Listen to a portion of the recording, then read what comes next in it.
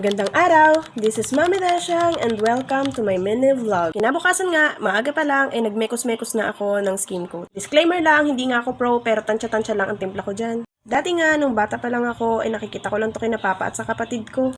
Noon kasi, nung kabataan ng kapatid ko, ay nag-labor siya kay papa para lang may maibaon siya sa school. At ang sumusobra naman ay binibigay naman niya kay mama para makatulong sa gastusin. At dahil bida-bida nga ako, gusto ko kung anong kayang gawin nila papa, eh kaya ko din. Cherries!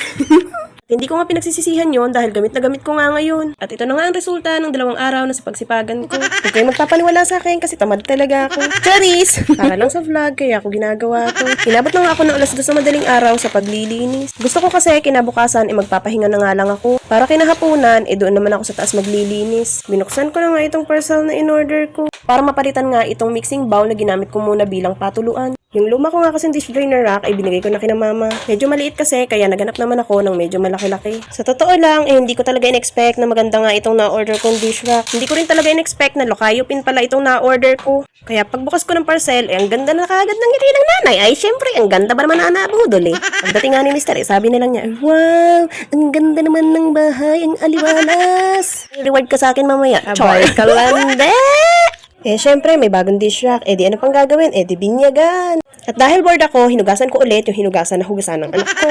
Hehehe! Charis, sa totoo lang, pag hindi ko talaga nagustuhan ang hugas ng anak ko, inuulit ko talaga. Maarte na sa maarte, magastos na sa sabon, pero gusto ko talagang ulitin kapag nakita kong hindi maayos ang pagkakahugas. Aminin niyo mga mare, hindi lang akong ganto. Matapos niyan, yung kala naman nga ang hinugasan ko. Huwag kayong mag-alala, itatapon ko tong sponge. Huwag kayong Kung gusto nyo nga rin yung dish rack, lalagay ko na lang yung link sa comment section. O siya, hanggang dito na lang. Salamat sa inyong panonood. Thank you, Lord!